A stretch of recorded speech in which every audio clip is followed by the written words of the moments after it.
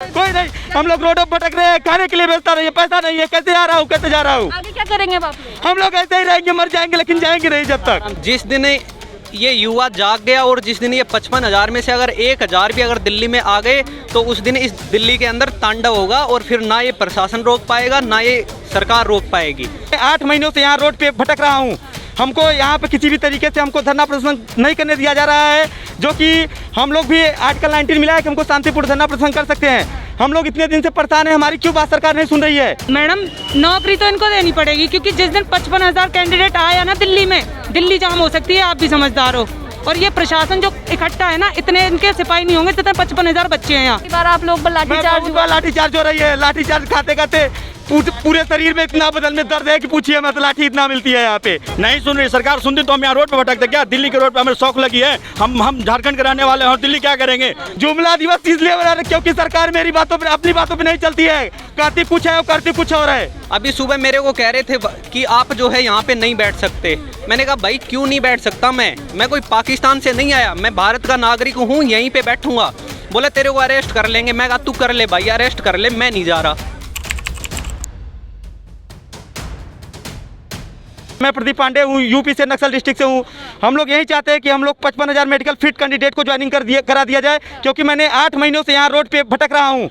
हमको यहाँ पे किसी भी तरीके से हमको धरना प्रदर्शन नहीं करने दिया जा रहा है, जो कि हम लोग भी आर्टिकल 19 मिला है कि हमको शांतिपूर्ण धरना प्रदर्शन कर सकते हैं।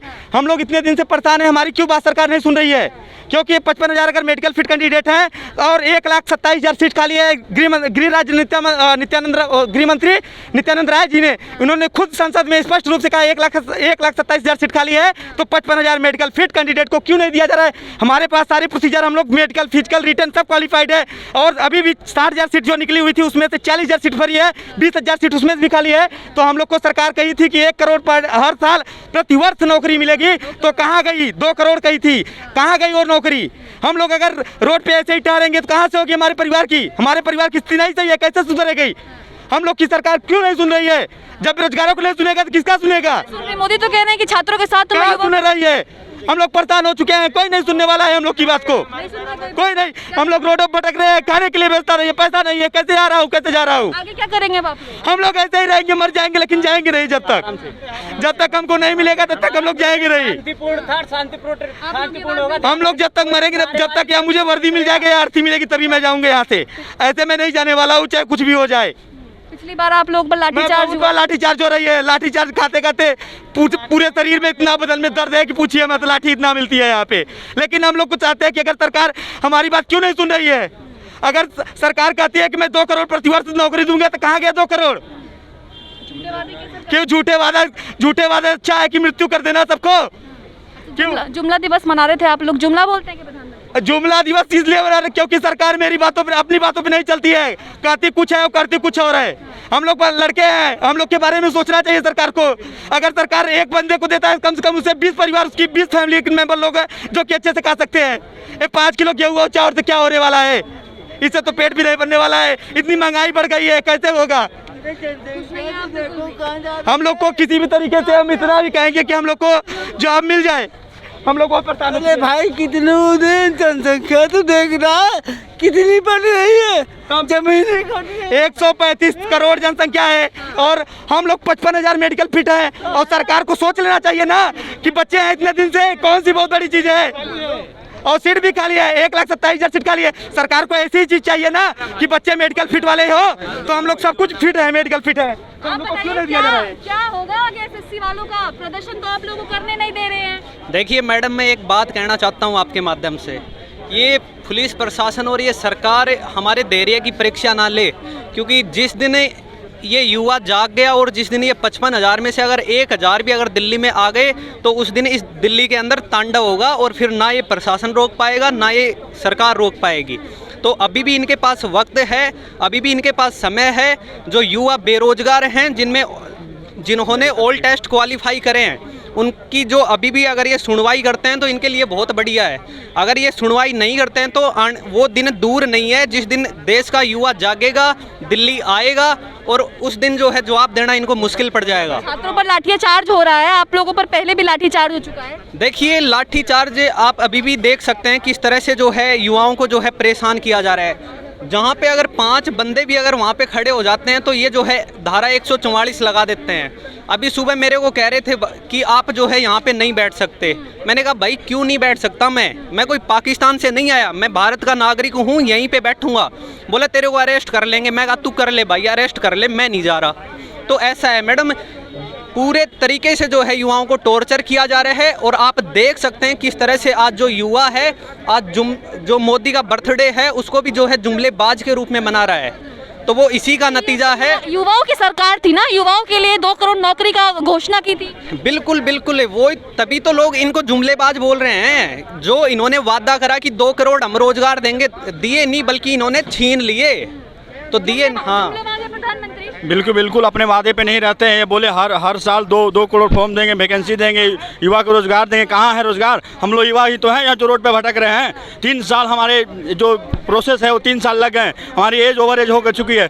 डिफेंस की तीनों जो प्रोसेस होती है वो हमने पास कर चुके हैं, फिर भी हमारे पास कहाँ वैकेंसी है? कहाँ नहीं सुन रही सरकार। सुनती तो हम यहाँ रोड पे भटकते क्या? दिल्ली के रोड पे हमें शौक लगी है। हम झारखंड के रहने वाले हैं और दिल्ली क्या करेंगे बताइए? सरकार सुन नहीं रही हमारी बातों को। एकदम झूठ पक्का ही झूठ बोलते हैं। बताइए झूठ बोलते रहे, जब रोजगार दे तो हम यहाँ रहते हैं। बताइए, आप ही बताइए ना। हम लोग यहाँ दिल्ली, हम लोग अरे हम लोग झारखंड से आए हैं सर। थाली बजाई आपने आज मोदी जी के बर्थडे पर। जी बिल्कुल बजाना बनता है। आज बेरोजगार दिवस मना रहे हैं। बेरोजगार दिवस ऐसे हम मेडिकल फिट, फिजिकल हर एक चीज़ फिट करके यहाँ पे आए हैं। बताइए, लाठी खाना पड़ रहा है ज़बरदस्ती हम लोगों को। मोदी जी रोजगार का वादा करते थे, फिर नौकरी क्यों नहीं दे रहे? इन्होंने ना घर की पंचायत बना ली है, सारी चीज़ें। आप एक चीज़ देखिए, कैमरा पीछे घुमाइए जरा भाई, पीछे घुमा कैमरा। गैदरिंग की बात करता है ये प्रशासन, देख लो।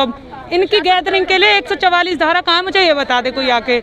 हम लोग जहाँ इकट्ठे हो जाएं, 2 बंदे वहाँ, इनकी 144 लग जाती है। ये अभी इधर खड़े हैं, इनके लिए 144 कहाँ गई? ये कुछ नहीं है, बेवकूफ़ बनाया जा रहा है। लेकिन अभी जो टाइम है ना, युवा जाग चुका है। ये प्रधानमंत्री जी, मेरा हर किसी से, प्रशासन से रिक्वेस्ट है, वो मान ले टाइम से। क्योंकि जिस दिन अभी इतना है, युवा जिस दिन आया ना रोड पे, इनको जवाब देना पड़ेगा। क्योंकि हम लोग बहुत परेशान हो चुके हैं। 3 साल वो यहाँ 8-9 महीने से दिल्ली की सड़कों पे घूम रहे हैं। खाने पीने तक की दिक्कतें आने लगी हमें। कहीं भी जाओ वहाँ से निकाल दिया जाता है हमें। गुरुद्वारे में जाओ वहाँ से ये लोग निकलवा देते। तो इनके घर की पंचायत बना ली है ना अब तो इनने। तो ये चीज़ हम लोग कब तक सहेंगे? अभी आखिरी बार प्रदर्शन किया, महिलाओं के कपड़े तक फाड़ दिए गए। जी, मैं भी उसी में था। महिलाओं के जो कपड़े फाड़े गए थे पिछली बार, जो 17 तारीख को हुआ। तो ये चीज़ तो अभी, और जब ये चीज़ें देखी कि महिलाओं के साथ इतना हो रहा है इस देश में, तो लड़कियाँ भी आगे आ रही हैं ना। क्योंकि यहाँ बेटी बचाओ बेटी पढ़ाओ, ये सारे वादे ना झूठे साबित होते जा रहे हैं। सारी चीज़ें जो भी इन्होंने बोली आज तक। एसएससी के छात्र नौकरी नहीं मिलेगी तो? मैडम, नौकरी तो इनको देनी पड़ेगी। क्योंकि जिस दिन 55,000 कैंडिडेट आया ना दिल्ली में, दिल्ली जाम हो सकती है, आप भी समझदार हो। और ये प्रशासन जो इकट्ठा है ना, इतने इनके सिपाही नहीं होंगे जितने 55,000 बच्चे हैं यहाँ। 55,000 वो बिल्कुल चुनौती है, क्या करें? 55,000 वो प्लस उनके घर वाले आएंगे, क्योंकि लड़कियाँ अकेली नहीं आती घर से। पिछले 3.5 साल से माहौल मजाक बना रखा है ज्वाइनिंग के नाम पे। कभी किसी को बेवकूफ़ बना रहे हैं, कभी कह रहे हैं कि ये फाइल वहाँ गई, कभी कह रहे हैं वहाँ गई। कोई जवाब नहीं दे रहा है। प्रदर्शन करते हैं तो ये कहते हैं धारा 144 लग गई। क्या करें? कभी गुरुद्वारे से निकाल देते हैं, कभी फुटपाथ पे नहीं छोड़ देते। ऐसा कर रखा है, ऐसे समझ रखे हैं। टॉर्चर, बिल्कुल टॉर्चर कर रखा है। अब तो खाने की प्रॉब्लम आने लग गई है, खाने के लिए नहीं है कुछ भी। तो युवाओं का साथ है ना, इसका तो युवाओं का साथ है ही सरकार। युवाओं का साथ तो है, लेकिन युवाओं को इकट्ठे नहीं होने दे रहे। यहाँ पे आज सुबह पार्क में इकट्ठे हुए थे, आज ही सुबह बोले एकदम से धारा 144 लग जाती है इनकी।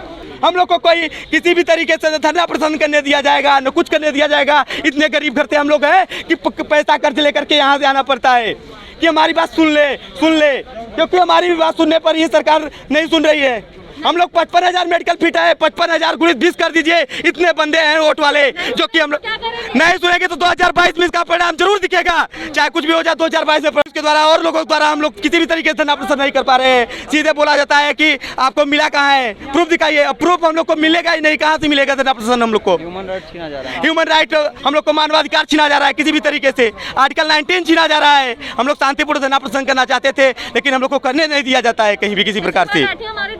हम लोग को ऊपर लाठियाचार्ज तो हर बार कर दी जा रही है। हम लोग, जबकि हमारी बात सरकार को सुननी चाहिए, लेकिन सरकार न सुन करके हमारे ऊपर लाठीचार्ज करवा दे रही है। तो हम लोग क्या कर सकते हैं?